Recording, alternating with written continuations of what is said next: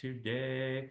Okay, who's represented a buyer where the seller was for sale by owner? You kind of just did one too. Bill's done one. Rest of you guys. It's it can be a pain, it can be easy. It really depends on how the seller's like, if the seller's done it before or not. But we're gonna cover that first. So working with for sale by owner, seller, customers when you're repping the buyer, and then how to educate your clients and how to complete the transaction without anything going off the rails, and then also talk about the risks for sellers if they're going to sell on their own. So we do get this a lot, especially the last couple of years when the market's hot. People think they could sell their house on their own. The thing is, now a lot of sellers don't realize the market is cooling off.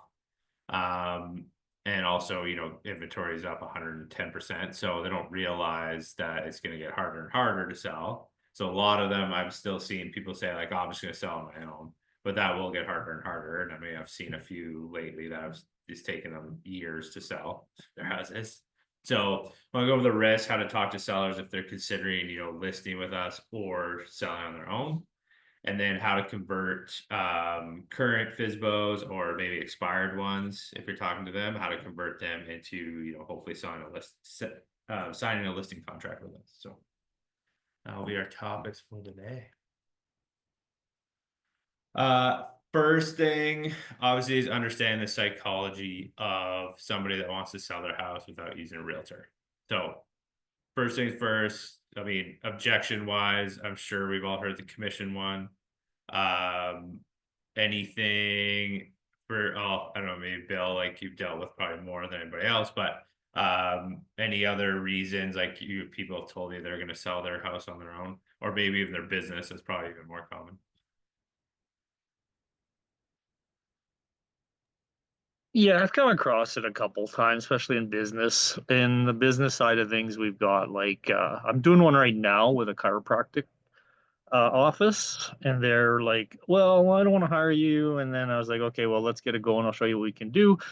And so he's listing it in his little, excuse me, his medical circles there, and he's going to go on his own. We've got an agreement in place that it should hit the MLS here pretty quick. We're just trying to work out some stuff, but it's been for sale for about a month and a half on other platforms, just not on MLS. So I do get that a lot. And yeah, I've dealt with a couple FSBOs on both sides of it with the buyer and the seller and representation and consumers and blah, blah, blah. So yeah. Yeah, and often, they want to save commissions. They could be skeptical of agents. So a lot of them have had bad experiences. We know how many bad realtors are out there. So if they had a bad experience in the past and they're like, screw this, I'm not paying somebody $20,000 to have another bad experience. So that's obviously a big one for a lot of people. And then, the biggest thing, no matter what, their past experiences, they don't see the value. So if there's no value prop for them to pay a lot of money for someone to sell their house, they might think, oh, well, I can just do it on my own. Even if I get a little bit less, I'm still out ahead.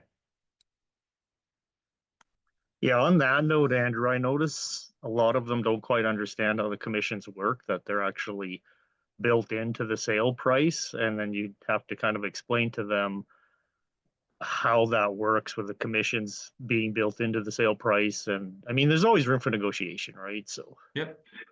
Yeah, 100%. Like you need to, I think if you have a good value prop, I mean, for those of you that we've done listing appointments before, like we rarely get objections as long as the value prop is there to say, hey, like this is why we make this amount of money and this is where the money goes to, and this is how much we spend on things for your listing, and this is why. Most people do understand, but a lot of them are never presented a good value proposition in the first place.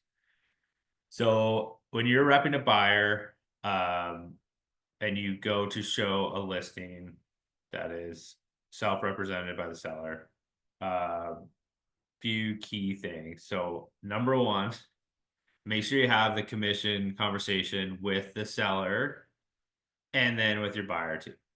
So like first thing should be if it's a mere posting and it's listed in there that they're offering commission, then like confirm that. you should always, but if it's in there, at least you have something to go off of.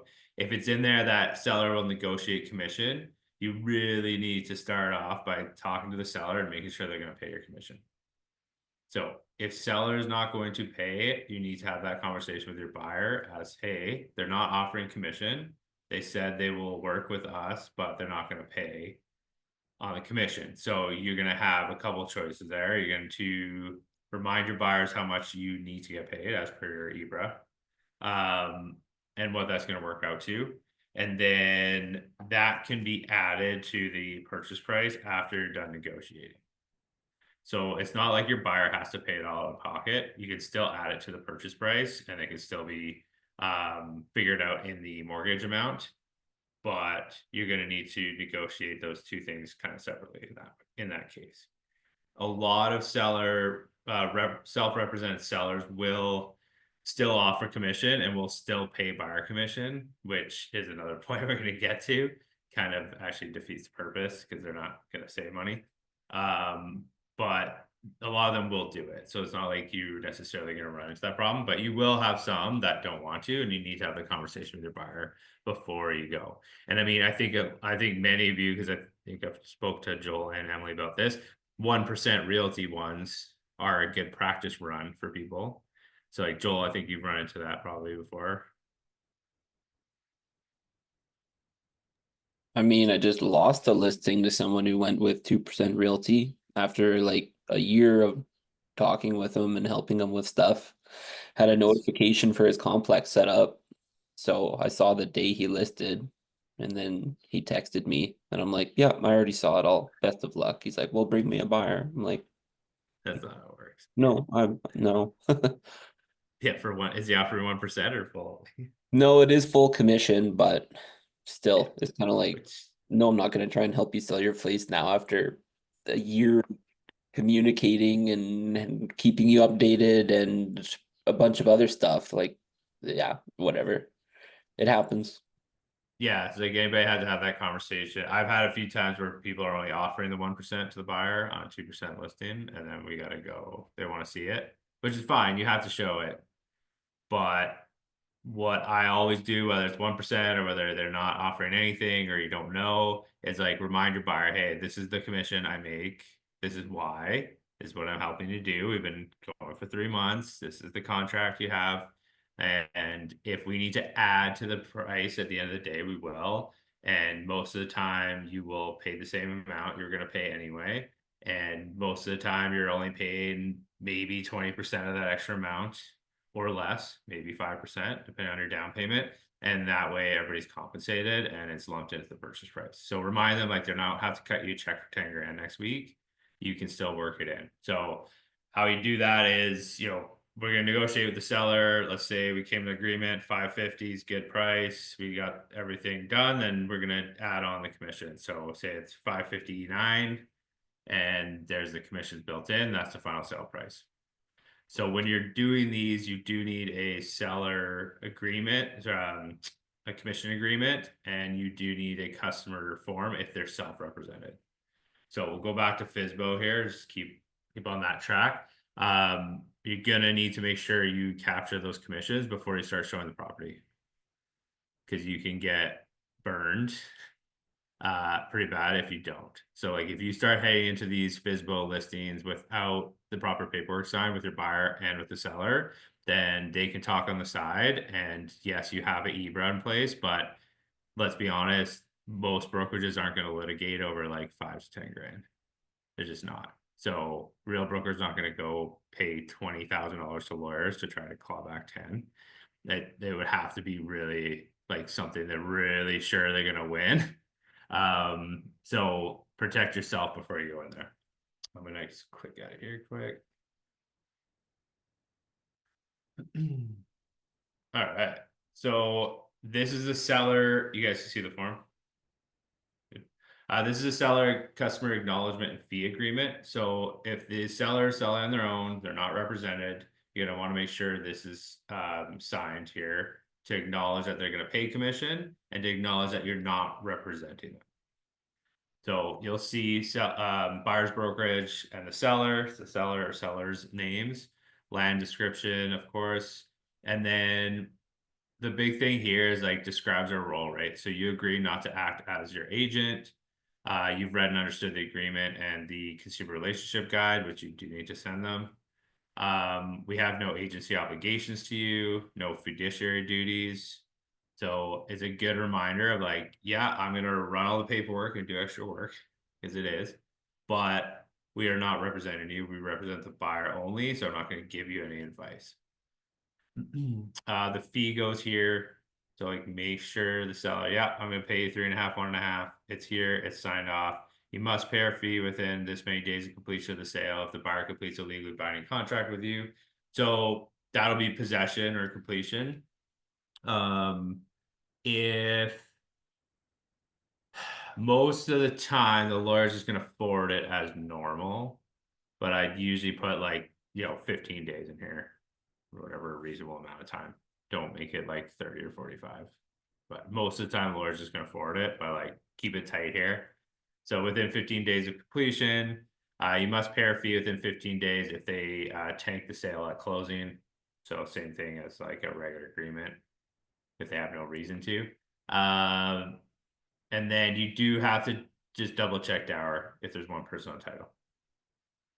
That way you're not going through the whole process to get to the end to realize the dower did not sign off on anything.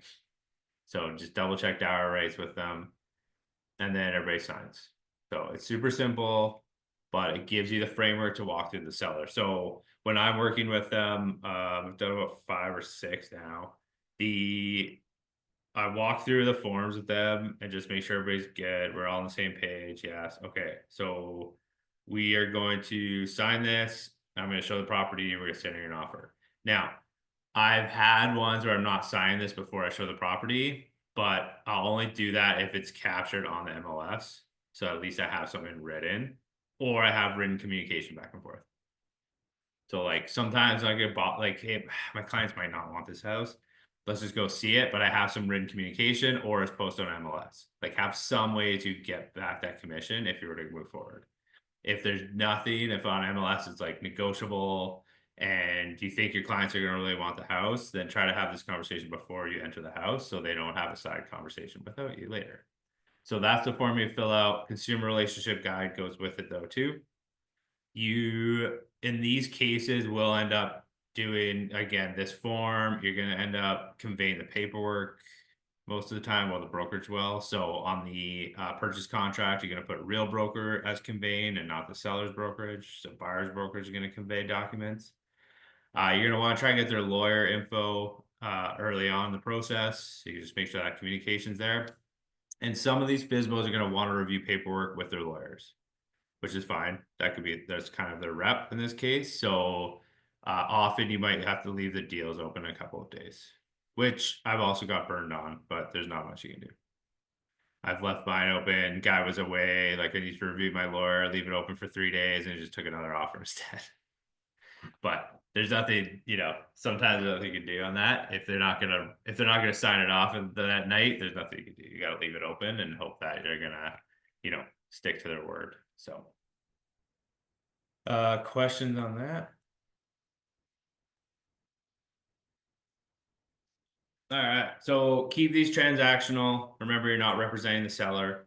You have them in customer status. You're not going to give them advice, and don't try to post a listing when you're in the middle of doing a deal. Like just keep it professional, do the deal. If you build a good relationship, the deal doesn't go through. Sometimes you might end up with a listing down the road. Like, they don't get it sold. They liked how you handled it. So like keep it super professional. Don't try to cross any lines there.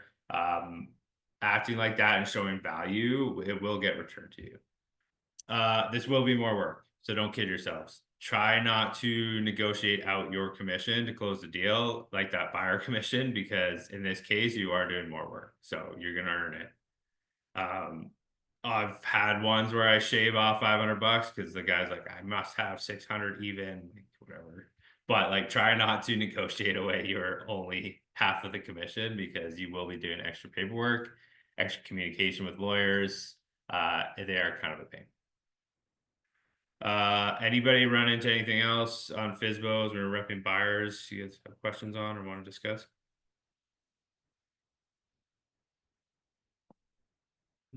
Sounds good.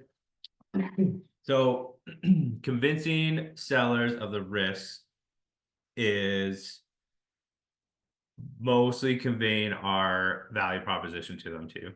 But sellers are taking on more risk trying to sell their house by themselves. So if you are in a listing appointment or a post listing appointment and people are like, you know what, I think I might just sell this myself with Boat or one of the other ones, Property Guys or just FSBO altogether. I would, just ask them permission, but ask them if you can have the discussion on like what the differences are on the risk factors for them, because a lot of people haven't broken it down properly. So first and foremost, this is cross Canada stat, but it's hard to drill it down unless you go manual and do it. But Korea has the last decade, the average sale price of FSBO listings is 5 to 8% lower than the market value.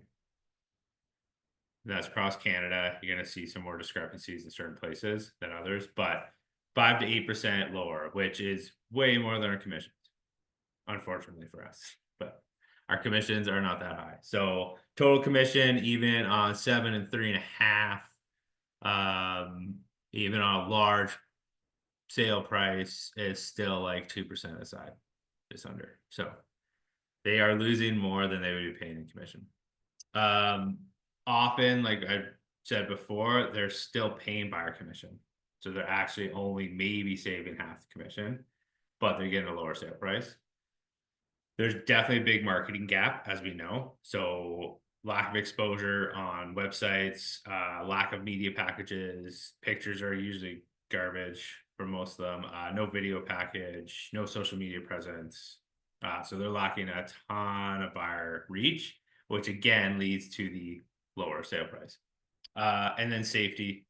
If you're talking to especially families, like hammer this point home, because like honestly, help them out too. A lot of them don't understand, but they have no way to vet buyers. So they're going to let people in their house without realtors, because a lot of buyers are going to say, oh, I want to do FSBO and I'm not going to use a realtor too. And we're going to try to get the best price.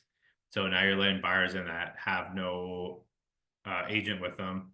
You have lock boxes in your house that don't have, aren't Bluetooth with that kind of thing too. So like you can't vet the buyers. The safety risk goes up big time, especially when you're letting strangers into your house. That point has definitely won me back listings before alone, because like people really don't get it. And there's a lot of bad people out there. So remind people that, yes, it might help you get the listing, but also just for their safety sake, just like be a good person. Just remind them like, hey, when people work with realtors, like they sign into a lockbox and we have a record of it and we know who came and went, and they will have vetted the buyer at least a little bit on the financial side. So there's a lot of vetting process that's not done. So letting unrep buyers in the house does not account for the access. Central lock boxes that we have all that. You can't vet the buyers for qualification or for whether pre-approved or not on financial side at all. At least if they have a rep, you can say, hey, are they pre-approved? Like, how long I've been working with them. At least you can feel a little bit more out when there's agents on each side. And Korea does classify these as like higher risk transactions for people, kind of drive that point through. And then, if you don't have agents in the process, you have nobody to ensure compliance. So I mentioned the dower consent, but there's also like getting your RPR and things like that you need to close sales. And you have nobody on either side checking that. A lot of the time you'll get to the end and sales will either fall apart or they'll get dragged on way longer than they need. Like, oh, I didn't get an RPR. Okay, we're doing $40,000 holdback. You need to go get the RPR process. That can take 3 or 4 weeks. Then back to the lawyers and release the money. Oh, something's wrong with the property. Like it can drag on. Or like, oh, they don't have the money. They're not closing today. Like there's just way more risk on that factor too. So that's a really good point to bring up with them as well. It's like, have you done all the paperwork before? Like, oh, you're the only one untitled. You know what dower consent is. Like, run them through the things that we also do and make sure they're compliant with the government and with the brokerage side. filing FinTrack, that kind of thing. It's like we do a lot of stuff behind the scenes that people forget about. Anything else on that side you guys think be applicable? Asking them like, where are you gonna take the trust deposit and stuff like that? Like if they say I'm just gonna send it to me, like you're not sending $20,000 to someone's saving account. Like No, and it has to be a health and trust, so they have to bring it to the lawyer, but it's a huge point. Like most people don't even understand how the money flow goes. Yeah, because in one way or the other, they're either going to be paying an agent or they're going to be paying a lawyer to do all of this. And what do you prefer? Like lawyer fees can get up there pretty high for every little thing they do.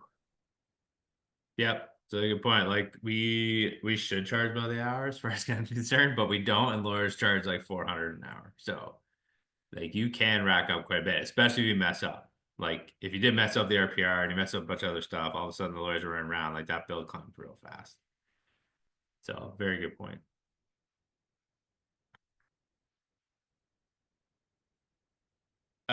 Agent value prop, big one. So you need to be able to convey obviously why you're important in these transactions and why you should be a realtor for a seller. Proper pricing is huge, especially in this market. You can show people right now very easily, like all these houses were priced 100 grand too high. They're all sitting 6 months later. Or like all these houses were priced 100 grand too high. They all had to drop 50, 75 grand. They all missed their target sale price. Pricing right is key in a stable or downward market. Like we have to, like we cannot do the same stuff we're doing 2 springs ago where you're like, whatever, 100 grand too high, someone will pick it off. So proper pricing is huge, and you can show them the comps, you can show them stuff that we've sold before, you've sold before, and like show them how we got it done. That's big. Staging and media. So like show them our videos, show them your listings, show them the pictures. Like this is professional. This is how we do things, and this makes your property stand out. And like show them other FSBO listings that have like phone pictures, stuff like that. Like it really drives the point home. Or ones that didn't have a staging consult and the thing's a mess. I mean, I used to drop them in our group chat all the time. There's like houses with pictures with like dishes on the counter and like mac and cheese like burnt to a pot and stuff. This is insane what people will post online. It's like, don't do that. Show people how good your house is. You'll get a better sale price, I guarantee. You have the expertise to work with agents and like actually negotiate and know what things are worth and advise your client when to stand the line and when to maybe give a little bit, make sure they get the best price. Smooth transactions, make sure the paperwork's done right, making sure everything's conveyed properly, making sure money flowing, like Joel said, money's kept safe. So that's a big one for people that they don't get. And yes, the lawyers can hold trust deposits, and often FSBO will want their lawyer to hold it, which is fine. But on the broker side, it's way faster return. We have pretty good system at Real. Like as soon as they file that form, it's EFT back to the bank account. So it's quick as long as the buyer agent does their job. Present that value properly. So like if you have a current FSBO and you're trying to convert them or someone expired, be like, hey, I know it didn't work. You try on your own. Can I just show you how I would run the listing? And what would happen if you went with us and what our plan would be and what I think your house would sell for. You're not going to get every one. I've got some in the past. I've not got some. There's one in Springbank. We tried like a year and a bit ago to snag it. He'd been trying to sell FSBO for 5 years already. Well, he'd used a realtor for like a couple years back and forth, and then he's FSBO for like 3 years. Still hadn't sold it. Met with him, show him the value prop, show him I just sold a house down the street for 2.2 million in 24 hours.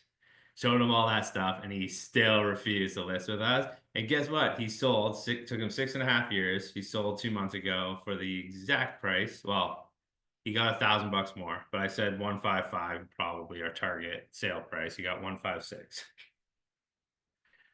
But he spent another year and a half waiting on it. So yeah, sometimes you can present it all, you can hit that sale price and people still won't go with you, but at least present your value. Most people will see it. I mean, there's one last year, Riley, the guy was completely out to lunch, and Riley literally he's like, I will legitimately pay you if you get that sale price. It's like, if you get 800 grand, I will come give you like 2 grand or something. He said, he's like, I'll just give it to you in cash because you will never get it. And he didn't get it. So like, we know what we're talking about. You need to be able to show people. And for newer agents, if you don't have that built up like listing portfolio and videos and pictures, like use the BRIX stuff. And we have awesome videos on YouTube. We have great stuff on Instagram. Like, show them what we do for properties. You can go pull like sold listings. If you need picture packages and stuff, want to put a folder together, let me know. I have all our luxury videos in one folder. So if you're going to a luxury appointment, you're like, yeah, I want to show them some of the back videos we've done. Like, I have it already in one Google Drive, so you can flip through them all. Or they're all on YouTube too, but it's kind of nice sometimes to just send them the video file and they can just look at it. So, prep that, have your pictures from past listings. If you had a really nice listing, staged well, like keep those pictures, keep them in a folder you can share on Google Drive so you can show people. You can show them at the listing meeting, but you can also show them ahead of time or our post meeting.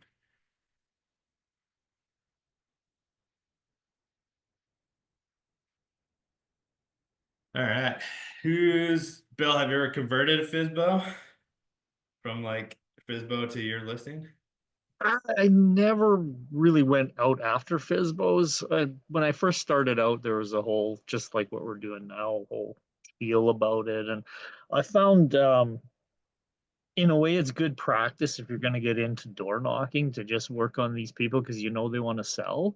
So you've got that motivation. So if you guys are just starting out, it's a good way to get your scripts and get your confidence up. And yeah, if they're going to say no, well, you just move on, but you've got the motivation, instead of knocking on somebody's straight up plain door, that these people are a bit motivated. So it's a good way to kind of get your toes wet. I converted during the process. I was representing a buyer and I had a seller, and they were like, I'm so tired of people knocking on my door and coming up in the middle of the night. And I'm like, yeah, okay, well, we've got some buyers here. So they said, well, if it doesn't work out, we'll go with you because we've got confidence in you. And I showed the value prospect, like you said. So they ended up we ended up doing a deal, but they said, if we're ever going to sell in the future, definitely. But I guess that'd be a semi conversion, but yeah, not that I would say I converted anybody that way, but yeah. Jesse, have you tried on any of these guys yet? No, I haven't. Not yet. Yeah, they're like, yeah, you do have to watch how you approach it. I agree with Bell. Like, I put in here, you have to build a connection. Have to build a connection. Like, do you get pitched all the time? I'd say don't pitch. I'd say, yeah, build a connection. So either you show the property, give them really good feedback. Hey, I showed the property. My client didn't like it. This is why. Or my client likes it. We think the price is way off. This is why. Like, the couple I've got has been from showing. Like, hey, I really like the property. I think the baseboards and the paint could use a little work, and that would really help it shine. And I would try this, this, and this. You could probably get, a better price on it. We think the price is too high. This is why. And then you build that trust. It's I'm trying to give you some advice on like how to sell this. Like, I want to see you sell it, and it's great. And then if they don't sell it, they're way more like open to calling you. So like, I've got a couple people in my own community called me before too. Like, oh, we tried this, didn't work. I've stolen 2% ones already too in Heartland because 2% is just brutal. So people just call up and like, I need someone that can actually sell this. So like, show your value. If you're door knocking in the area, then yeah, definitely like knock on the door, be like, hey, I'm in the area. I know you're trying to sell. Can I see your house quick? Like, that way, if I'm talking to buyers, at least I know what it is ahead of time. Or like, how's it going? Legitimately ask them, like, how's the process going? Who's been seeing it? I've been dealing with unrep buyers. Like, how do you feel? You might flush out a lot of stuff. I went to an appointment with Angie one time, and they're just like, yeah, like a bunch of weird people like call us all the time. And it's like, we could put an end to that and get the house sold. It's like, this is how we can do it. So build that trust. Door knocking's good, especially if you're in the whole neighborhood anyways. But like, hey, I'm out in the neighborhood. We have people, even if they don't want to show you the house, at least they see you, they can connect with you as a person. You can find expires too. So like if you have someone look in the area and there's an expired and it was a FSBO, like great time to call them. Just be like, hey, got someone interested. Can you tell me about your house? Why do you think it didn't sell? Like build that trust first, and then you'll be able to show them our advantage and be able to hopefully like convert them back. You know, like give them the point of like how much they're going to make can be good, but more of the time I would stick to the point of like how we can get this done with less stress on them.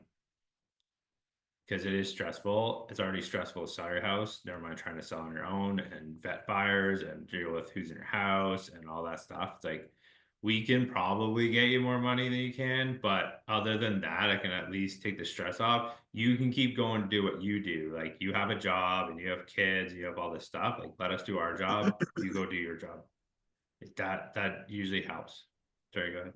Well, yeah, Andrew, it goes back to that pleasure and pain they were talking about yesterday. Riley was talking about. I mean, that's what it comes down to with people. You got to solve one or the other, or find out that point. And if you can work with that, that really helps. And people are really appreciative if you can do either one of those or both.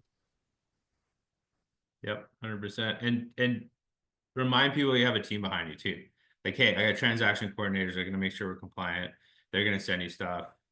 If it's not signed properly, like they're going to be on top of us, make sure this transaction goes smooth. Like I have a whole team behind me. I'm stuck somewhere and some realtor.ca lead needs to see the house. Like one of my team members is going to come show them. You know, we have the backing of a brokerage that's 1,200 agents in Alberta. So we can shop coming soon only to our brokerage. Luckily, our brokerage is the second biggest one in the entire province.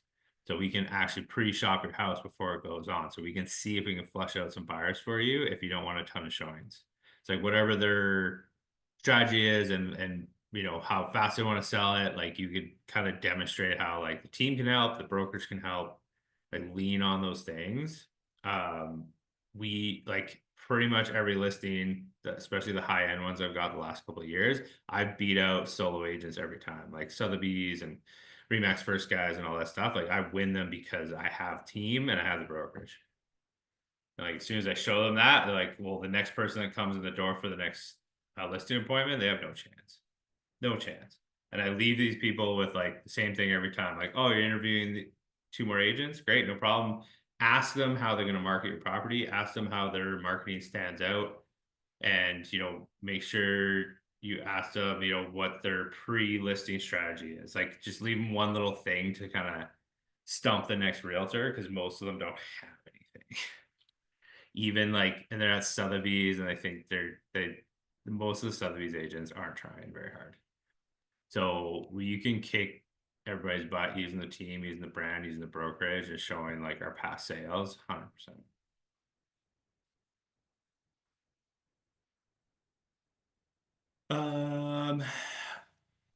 What was I gonna ask? Oh yeah, Emily, I know you wanted. I think you had some specific questions on FSBO stuff too last week. Do we cover it all? Do you want? I think that was Sydney, actually. Okay. That was Sid. Oh yeah, Sid wanted to know. I think value props. So I'll cover that. What else you guys got for questions? Quick question. How does Real look? And I never do these personally. It's a it's a thing of mine. But does Real do mirror postings, or do we even address those? Because We could do, yeah, we can do them. Okay. I Yeah, personally won't. I personally won't touch them. But no, yeah, Josh did one down in Okotoks. He's with me at Real in the fall, which went exactly how we thought it would go. The guys wanted to list it way too high. But yeah, I wouldn't bother with that stuff. It's a pain. If someone wants to list with you, like show them their value and get the full listing agreement. Now, who like Jesse? Last the listings you've done, like what are you getting for commission? Are you doing? Have you been doing 7.3.5? Yeah, typically I'll offer two packages, one 7 and 3 and one is 6 and 3. The 6 and 3 has less options for them. So as long as I, you know, tell them everything that's included in the 7 and 3, 8 times out of 10, they'll go with the 7 and 3. Have you done 7.3.5 yet? No, I haven't. Start leading with that. All right, sounds good. Start bumping up. A lot of agents are going 7 and 4 right now. So 7 and 4? 7.3.5 is not crazy, and it really, really, really helps. Okay, You that's just good to have know. like, yeah, you have that extra little bit of money to spend on like media package and stuff. So I don't bat an 100%. eye at spending $1,000 just on video and pictures, even for the smaller listings, because I'm getting an extra like $500-600 every time anyway. No, That that's a kinda, like, covers fantastic everything. idea. I'm writing that one down. Yeah, lead was 7.3.5. We've been doing that as a team for like 3 years. Been pretty good overall. The nice part is if you're really getting worked and you need to drop it to 7.3, that's so be it. At least you're getting 7.3, but you're not getting like 7.2.5 and stuff. So it's like if you need to adjust, especially if you have someone you're like helping to buy, sell, that kind of thing, or if it's like a family, like we have on our nest sheet, which if you pull at school, you'll see I have like 7.3.5, but then if it's family and friends, we have like 7.3. So then even your family and friends, like, yeah, I give you a discount, but at least you're back to 7.3, which is a decent amount, and we're not dropping into stuff that makes you no money. So like the visual's good and the amount doesn't change so much that sellers ever really question it, as long as the value prop's there. Like pretty much 7.3.5. Every once in a while I'll get someone like, oh, you guys don't do 7.3 anymore. Like I haven't done 7.3 in years, and this is why, and always get the sign off after, as long as I explain myself. So, but most of the time people won't say anything. Like Riley had one Riley and Sid's listing appointment last week. Like they didn't question anything on commissions.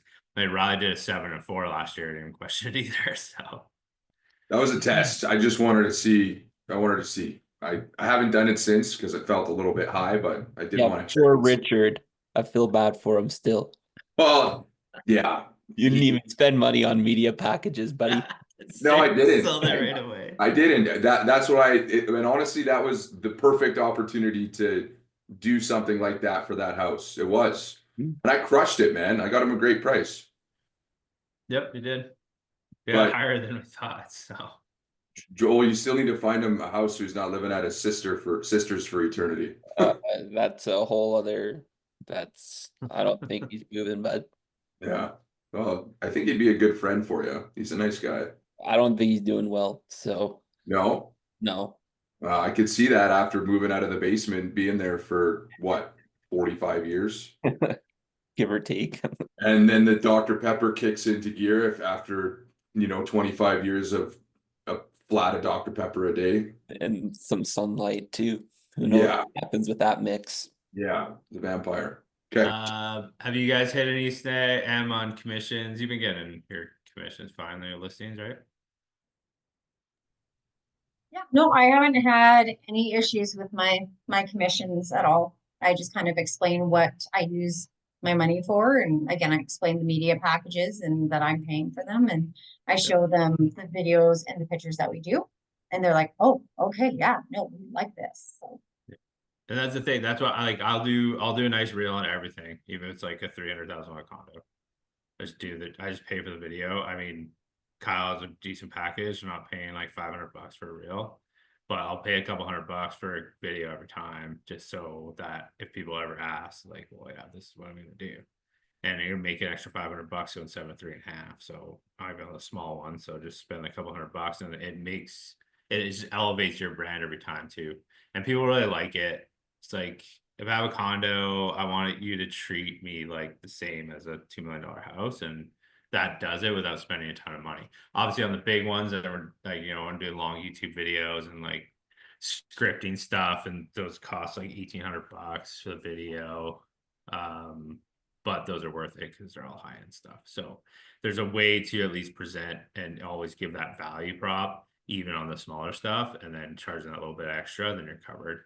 But yeah, you will get sometimes, Jesse, that's the only time like something that will get pushed back now is on the like condos and stuff. If it's like 7.3.5, sometimes I will get that objection, but pretty much squash it immediately as soon as I tell them why. It's really funny, you guys, on business brokering, because it's all out there. When you go to an appointment, usually I get referrals, so it doesn't matter. But if someone's calling me up and they're like, excuse me, what's your commission? They've already gone and probably kicked tires on a few other brokerages, and they're like, you tell them the commission, it's 10% off the top, and we'll split it this way and that way. And they're like, oh, okay, fine.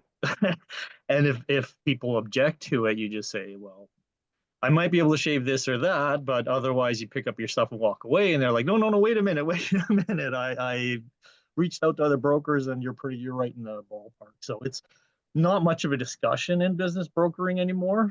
It's pretty good that way. Yeah, you should always be willing to walk away if someone's not paying you what you're worth. 100%. And if you do that, like sometimes you have to. I've done it a couple times. I'm like, I'm not listing your house for that. That is not worth my time. Because I know if somebody's working me on a commission, I know they're gonna be a shitty person to deal with anyway. So I'm like, and I know the transaction is not gonna be fun, and then I'm not gonna make any money, and then everybody's just gonna be pissy. It's like there's no point.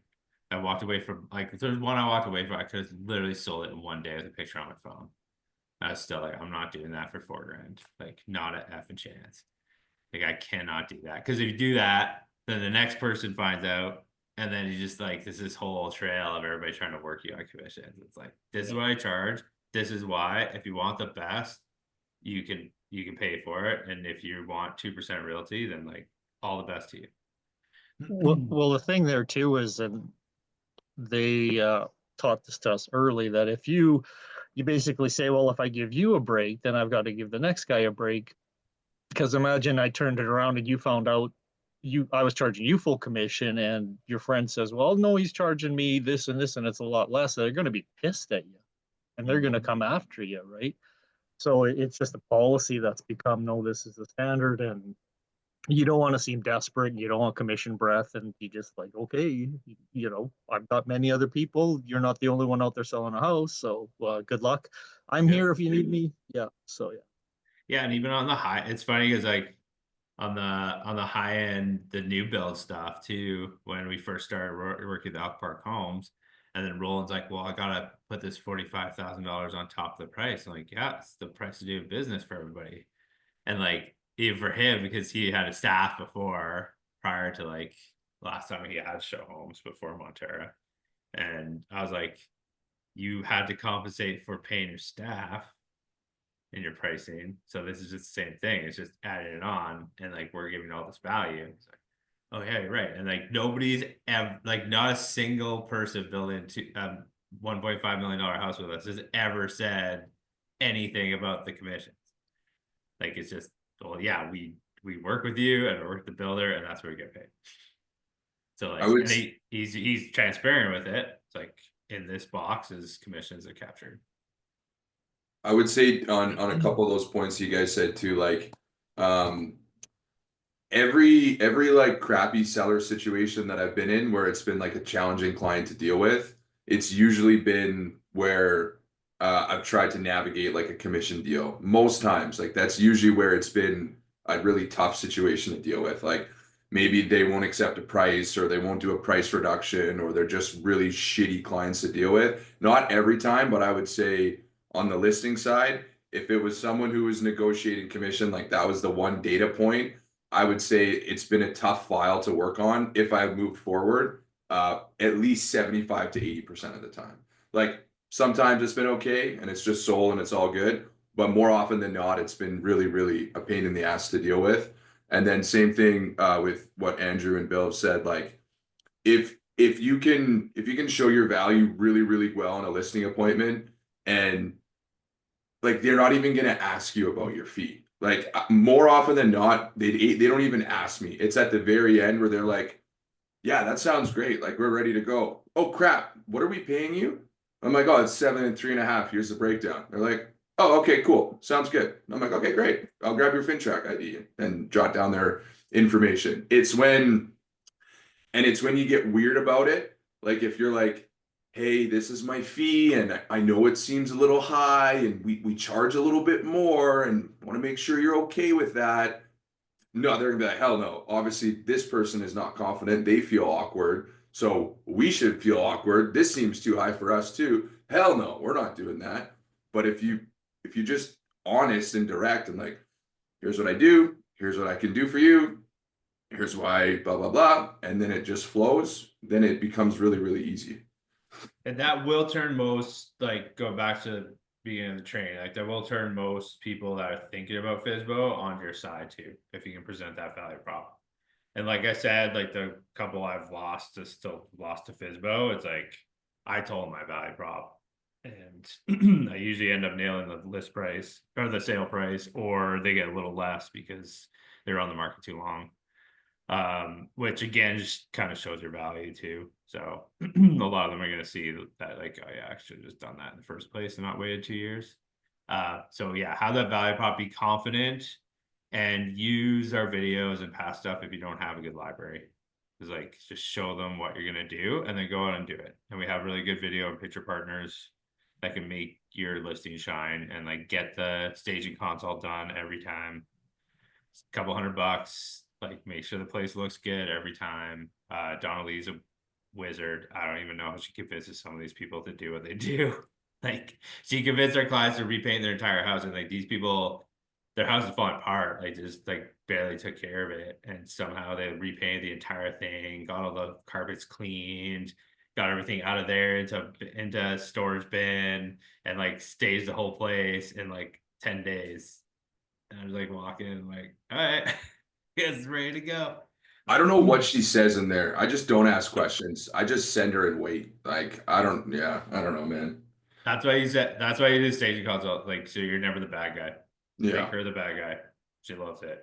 And then like those clients that talk about it, they were bitching hard down there. There's like, Donna Lee, like, said we had to do all this stuff, and Donna Lee, I don't want to ever see her again. And I was like, yeah, your place looks awesome, doesn't it? Yeah, I guess. Like, perfect. And then yeah, we're always the good guy. She's like the stagers are the bad guy, and that's how you play it. And so I always played it. It works really well. Can I share a FSBO story? Yeah. Yeah. Okay. So I'm trying to think of where I met this guy. This is probably like 4 years ago. Like this is a while ago. I'm pretty sure it was an online lead that came in, and I was talking to this guy. His name was Steve, and he had a really nice acreage out in the foothills area. And this is like 4 years ago, and this place was still 1.5 million. So it was probably like closer to 2 million at this point, like in today's market. And I go on the listing appointment, really smart guy, like really smart family. He was a business owner also. He's into like entrepreneur coaching or something like that. And place is beautiful. They built it from the ground up, it was a custom bungalow. And I sit down there, I go through the entire appointment. I go through commissions and stuff. I had no objection on commissions. At that time, I was still charging 7 and 3.5. So we've been doing this for a while. And originally he's like, okay, great, thanks for all that info. I'm pretty smart. I think I'm gonna do this on my own. And I was like a little bit like, damn. He's like, can I use your media guy and all this stuff? And I was like, well, I mean, the contacts are there, like, sure, if you want. But I remember he told me, he's like, I'm launching this new business, and why we're moving is because I have my grandson in Auburn Bay, and we want to be closer to our grandkids, and they're probably like in their early 60s, and he's on his like next phase of, like, he's semi-retired, his wife's retired, but they were like trying to figure out what they want to do next. And he's trying to launch this new business, and that's also why he wanted to get some cash out of this house. So in my head, I'm like, I'm hearing these pain points, and I'm like, Steve, like, you're a smart man, you're a business owner. Like, I have no doubt in my mind that you could sell this on your own. But I was like, what's your time worth with your grandson? You're moving to go spend time with your grandson. You want to get the equity out of this house so that you can launch this new business. Is your time better spent like trying to sell your house, do showings, do all the marketing, figure this out? Because I'm sure you can figure it out, but it's going to take you a couple months to get this thing rolling, and you're missing out on time with your grandson, and you should probably get your business launched. That's why you're selling your house in the first place. And this was the follow-up call that I had with him. It was like a 30-minute call. And he's like, well, Riley, I think you got me. And I'm like, dude, I'm not trying to get you. I'm not trying to sell you anything. I'm just being honest with you. And he's like, well, you did a good job of explaining that. Send me the damn paperwork. And I'm like, okay, Steve, sounds good. And we sold it in like 3 days, full list price, full commission, everything. And that was like my best FSBO win ever, because it was just like really good objections. I think I handled them really, really well. We sold it. We got the job done. And it was cool to negotiate a FSBO like at a high price point too, because sometimes You get FSBOs at that price point, but not as often. And that was awesome. So that's my one little FSBO story. But finding those objections, knowing that you're either going to save them time or money. And something I always used to tell FSBOs too was, hey, I know you want to sell your house on your own. Everything looks great. If I can, what's your price? Like, what are you hoping to get out of this? Well, and most FSBOs price high because they want to negotiate down. That's just what they have in their head. And I'm like, if I can get you your price and still pay my fee, would you be open to that? Like, if your number is 650, if I can get you 650 and I can still be compensated for this, is that okay? Like, can we work on that? And they're like, yeah, well, I don't think you can. Okay, well, let me at least show you how, right? And then at least you get your foot in the door. And if you do a really good appointment with them, when they don't sell their house, maybe they do, but chances are they won't. I think like 80% of FSBOs end up working with an agent anyway. If you take the time to go on that listing appointment and you show a lot of value, guess what? When they can't call or they have questions, like they're gonna call you. And even FSBOs, what I'll tell them too, I'll give them little pieces, like little breadcrumbs. I'm like, hey, you should probably get a stager. You should probably get some professional video marketing done. Maybe you want to run some targeted Facebook ads. 90% of people don't know how to do that. But you're giving them pieces, but you're not giving them the blueprint. So you're giving them value, but you're giving them a reason to have to call you back anyway, right? That's what I've done a lot, and it's worked really, really well. So recap, guys, you need to show your value prop, build that trust too. If you're going after someone that's already listed FSBO or expired listed FSBO, build that trust, because a lot of them don't trust realtors to begin with. And then show them the numbers. Like, this is how much you expect to make. Most FSBOs make 5 to 8% less. This is why. You know, how are you going to market this property? This is how we would do it. Like, give them that whole rundown. And on the buying side, if you're working with a FSBO seller, just remember, get the commission agreement signed, the customer form, protect yourself, make sure you're ever in communication. And then just remember, you are doing extra work. So try not to cut your buyer commissions as well. Next week, we're going to go over to negotiating. I'll probably debating whether I split it into 2 lessons or do buyers and seller at the same time. I'll probably split it. But yeah, Emily brought up a good one last week that we should go over some negotiating practice. So how to negotiate your deals. We should role play it too. I think that's what we're gonna do next week. So yeah, I'll probably start with buyers, and then we could do seller one after in a couple weeks after that. So do that for fundamentals next week.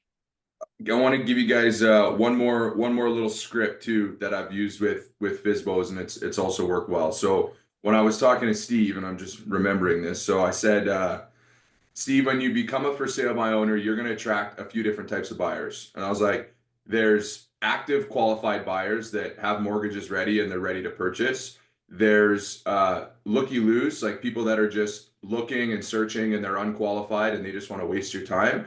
And then there's also people that are looking for a deal. They're not going to pay you your list price and they just want to get a deal. When you're a for sale by owner and you say you're not offering a commission or you put $1 or something, you're going to attract the lower end buyers. You're going to have people that are coming over to your house to waste your time, who want to see your $1 million acreage. And you're also going to have people that want to negotiate very heavily with you, and they're just going to lowball you all the time. That's 80% of the people that you're going to be working with. If you work with a good agent, not only am I going to give you all your time back, I'll still get you the price you want, but I'm going to be attracting high qualified people to buy your house. I'm going to know that they're qualified. And I also am going to be working with other agents that have qualified clients with mortgages who can actually afford to buy your house. So would you rather me work with these qualified people and have actual good buyers coming through your house? Or do you want to field 80% inquiries from low qualified people that are not even going to buy it or are just going to lowball you all the time? And he's like, I don't want to do that. That sounds, I'm like, yeah, dude, you got a lot of shit going on. You got a grandson, you got a business. And he's like, you know, that was part of that 25-minute conversation. So a couple little scripts for you guys too. Thanks, guys. Bowling's at noon.